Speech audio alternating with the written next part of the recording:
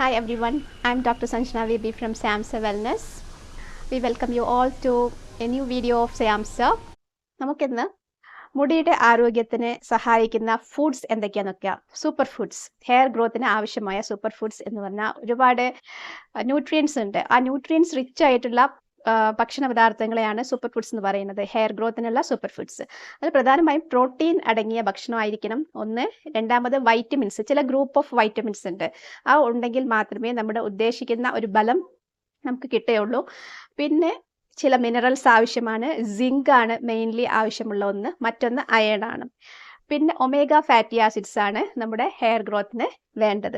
അപ്പം മുടിയുടെ വളർച്ച എന്ന് പറഞ്ഞു കഴിഞ്ഞിരിക്കുകയാണെങ്കിൽ അത് ഇതിനെല്ലാം ഡിപ്പെൻഡൻ്റ് ആണ്. ഇവയെല്ലാം ന്യൂട്രിയൻസ് ആണ്, നമ്മുടെ ഭക്ഷണത്തിൽ നിന്ന് കിട്ടുന്ന ന്യൂട്രിയൻസ് ആണ്.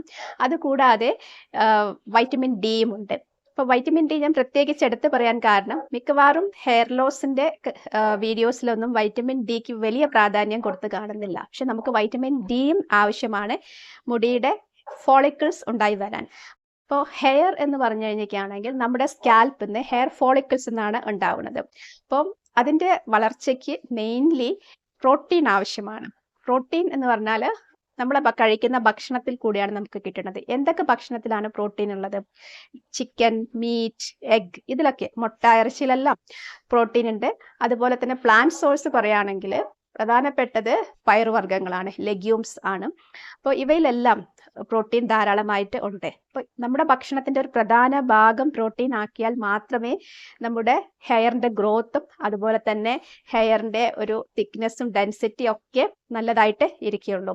അപ്പോൾ പ്രോട്ടീൻ ഭക്ഷണത്തിൻ്റെ ഭാഗമാക്കുക. പ്രോട്ടീൻ ഉള്ളത് മുട്ടയിലും പാലിലും അതുപോലെ തന്നെ ചിക്കൻ, അതുപോലെ റെഡ് മീറ്റ്സ്, എല്ലാത്തിലും. റെഡ് മീറ്റ്സ് അത്ര നല്ല പ്രോട്ടീൻ അല്ല, എങ്കിൽ കൂടെയും അതിലും പ്രോട്ടീൻ ഉണ്ട്. പിന്നെ ഡയറി പ്രോഡക്ട്സ്, പാലുൽപ്പന്നങ്ങൾ പറഞ്ഞു കഴിഞ്ഞല്ലോ. സോയ, അതുപോലെ സോയ പ്രോട്ടീൻസിന് നല്ലതാണ്, അത് പ്ലാന്റ് പ്രോട്ടീൻ ആണ്. പിന്നെ മിൽക്ക് പ്രോട്ടീൻ നല്ലതാണ്, തൈര്, ഇതെല്ലാം പ്രോട്ടീൻ അടങ്ങിയിട്ടുള്ള ഭക്ഷണ പദാർത്ഥങ്ങളാണ്. ലെഗ്യൂംസ് എന്ന് പറയുമ്പം പയറുവർഗ്ഗങ്ങളാണ്. പലതരത്തിലുള്ള പയറുകൾ, കടല, പിന്നെ ചിക്ക് പീസ്, ചന, ഇതൊക്കെ നമുക്ക് പ്രോട്ടീൻ തരുന്ന സോഴ്സുകളാണ്. പ്രോട്ടീൻ അത്രയ്ക്ക് ഇമ്പോർട്ടൻ്റ് ആണ്. കെരാറ്റിൻ ആണ് മുടിയുടെ പ്രോട്ടീൻ. മുടിയുടെ സ്ട്രെങ്ത് കൊടുക്കുന്നതും കെരാറ്റിനും അതുപോലെ തന്നെ കൊളാജനും ചേർന്നാണ്. അപ്പോൾ ഇത് രണ്ടും ഉണ്ടാവണമെങ്കിൽ പ്രോട്ടീൻ അടങ്ങിയ ഭക്ഷണം നിർബന്ധമായിട്ടും കഴിച്ചിരിക്കണം. ഏറ്റവും ഫണ്ടമെൻ്റൽ ആയിട്ട് അതിൻ്റെ സ്ട്രെങ്ത് നൽകുന്ന പ്രോട്ടീൻ തന്നെയാണ്. അപ്പം കെരാറ്റിൻ അതിനെ ബിൽഡ് ചെയ്യുന്നു. അങ്ങനെയാണ് മുടിയുടെ ഒരു സ്ട്രക്ചർ ഇരിക്കുന്നത്. അപ്പോൾ കൊളാജൻ അതിനെ ബിൽഡ് ചെയ്യണമെങ്കിൽ ഒരു സാധനം കൂടെ വേണം, അതാണ് വൈറ്റമിൻ സി. വൈറ്റമിൻ സി നമ്മുടെ ഭക്ഷണത്തിൽ കൂടെ തന്നെ നമുക്ക് കിട്ടും. പ്രത്യേകിച്ചും നെല്ലിക്ക, പേരയ്ക്ക, പിന്നെ സിട്രസ് ഫ്രൂട്ട്സ് എല്ലാം. സിട്രസ് ഫ്രൂട്ട്സ് എന്ന് പറഞ്ഞാൽ നാരങ്ങയുടെ വർഗ്ഗത്തിൽപ്പെട്ടവയാണ്. അവയെല്ലാം നമുക്ക് വളരെയധികം ഇമ്പോർട്ടൻ്റ് ആയിട്ടുള്ള വൈറ്റമിൻ സി റിച്ച് ആയിട്ടുള്ള ഫ്രൂട്ട്സ് ആണ്. അപ്പോൾ വൈറ്റമിൻ സി വേറൊരു കാര്യത്തിനും കൂടി മുടിയുടെ കാര്യത്തിൽ ആവശ്യമുണ്ട്, അതായത് അയൺ അബ്സോർപ്ഷൻ. അയൺ എന്ന് പറഞ്ഞാൽ മുടിയുടെ ഹെയർ ഫോളിക്കിൾസിൽ ഓക്സിജൻ എത്തണമെങ്കിൽ, പ്രത്യേകിച്ച് ബ്ലഡൊക്കെ എത്തി നറിഷ് ചെയ്താലേ മുടി നന്നായിട്ട് വളരുള്ളൂ. അതിനൊക്കെ വളരെയധികം ഇമ്പോർട്ടൻ്റ് ആണ് അയൺ. ഈ അയണിൻ്റെ അബ്സോർപ്ഷൻ അഥവാ ആഗിരണം ശരിക്കും നടക്കണമെങ്കിൽ എന്ത് വേണം? വൈറ്റമിൻ സി അത്യാവശ്യമാണ്. അപ്പോൾ രണ്ടാമത്തെ ഘടകം വൈറ്റമിൻ സി ആണ്. മറ്റു വൈറ്റമിൻസിനെ കുറിച്ച് ഞാൻ പറയാം.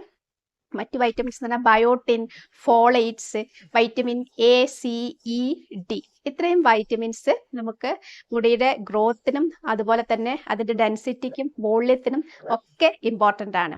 അപ്പോൾ വൈറ്റമിൻ ഡി പറഞ്ഞാൽ നമ്മുടെ ഹെയർ ഗ്രോത്ത്, ഹെയറിൻ്റെ ഫോളിക്കിളിൻ്റെ സെൽ ഡിവിഷൻ നടക്കുവാനും അതുപോലെ തന്നെ പുതിയ ഫോളിക്കിൾസ് ഉണ്ടായി വരാനും വൈറ്റമിൻ ഡി ആവശ്യമാണ്. പിന്നെ വൈറ്റമിൻ എ എന്ന് പറഞ്ഞാൽ ബീറ്റ കരോട്ടിനൈഡ്സ് ആണ്. മെയിൻലി ഈ കറിവേപ്പില, മറ്റു green leafy vegetables, fruits, vegetables, ഇവയിലൊക്കെ അടങ്ങിയിട്ടുണ്ട് വൈറ്റമിൻ എ. വൈറ്റമിൻ ഇവ അത്രയ്ക്ക് ഇമ്പോർട്ടൻ്റ് ആണ്. പിന്നെ വൈറ്റമിൻ സി നമ്മൾ ഓൾറെഡി പറഞ്ഞു കഴിഞ്ഞിരിക്കുന്നു. കൊളാജൻ്റെ ഫോർമേഷനും മുടിയുടെ സ്ട്രെങ്ത് കൊടുക്കുവാനും അയൺ അബ്സോർപ്ഷനും ശരിയാക്കാനും ഒക്കെ വൈറ്റമിൻ സി വേണം. പിന്നെ വൈറ്റമിൻ ഇ, വൈറ്റമിൻ ഇയും അതുപോലെ വൈറ്റമിൻ എയും സിയും ഒക്കെ ആൻറ്റി ഓക്സിഡൻസ് ആണ്. ഫ്രീ റാഡിക്കൽസ് കാരണം മുടിക്കുണ്ടാവുന്ന ഓക്സിഡേറ്റീവ് സ്ട്രെസ് കുറയ്ക്കാൻ ഈ ആൻറ്റി ഓക്സിഡൻസ് വളരെയധികം ഇമ്പോർട്ടൻ്റ് ആണ്.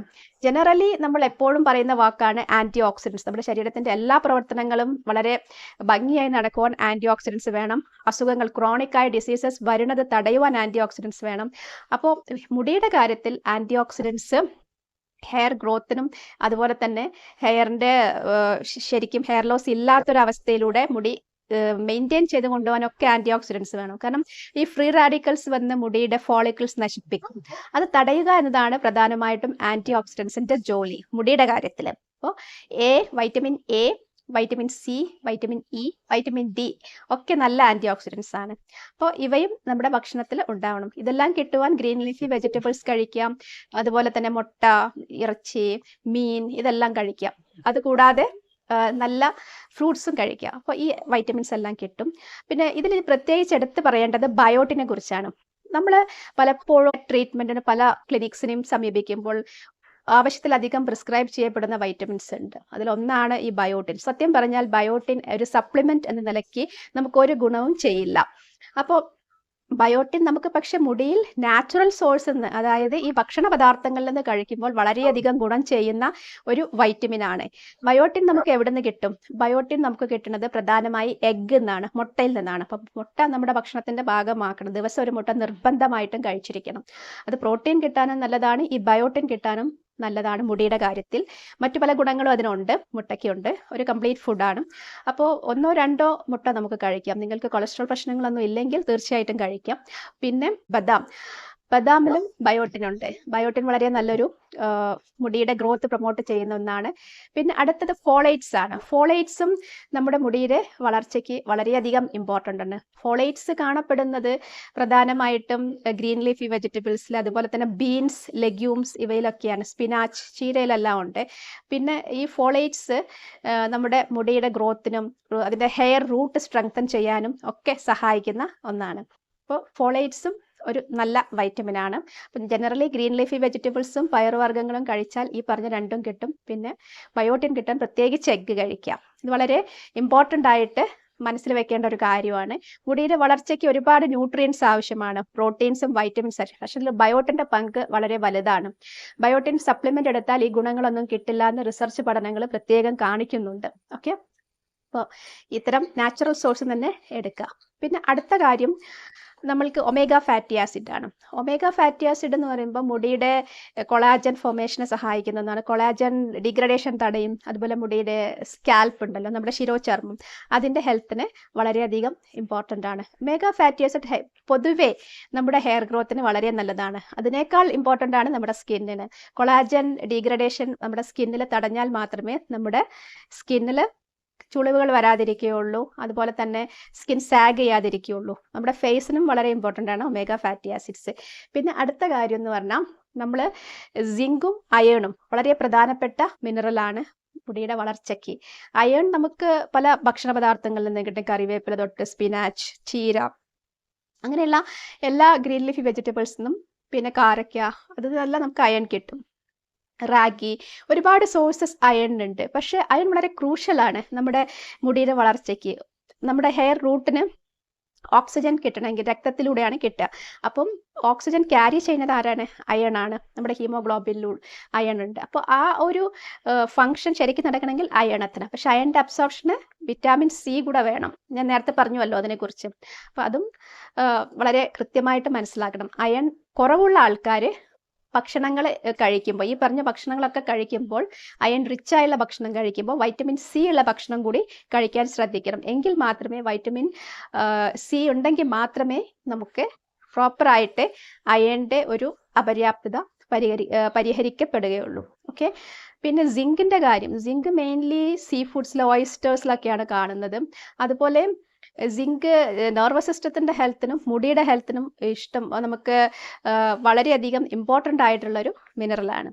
ഹെയർ റൂട്ടിൻ്റെയും അതുപോലെ സ്കാൽപ്പിൻ്റെ ഹെൽത്തിൽ ആൻറ്റി ഇൻഫ്ലമേറ്ററി റോളെല്ലാം സിങ്കിനുണ്ട്.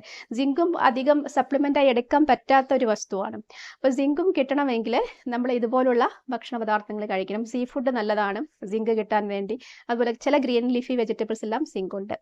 പിന്നെ നമ്മൾക്ക് സ്പിനാച്ച്, അതുപോലെ മേത്തി ലീവ്സ്, കസൂർ മേത്തി, നമ്മുടെ ഉലുവയില, ഇത് രണ്ടും ഭക്ഷണത്തിൽ ഉൾപ്പെടുത്തുന്നത് വളരെ നന്നായിരിക്കും ഹെയർ ലോസ് ഉള്ളവർ.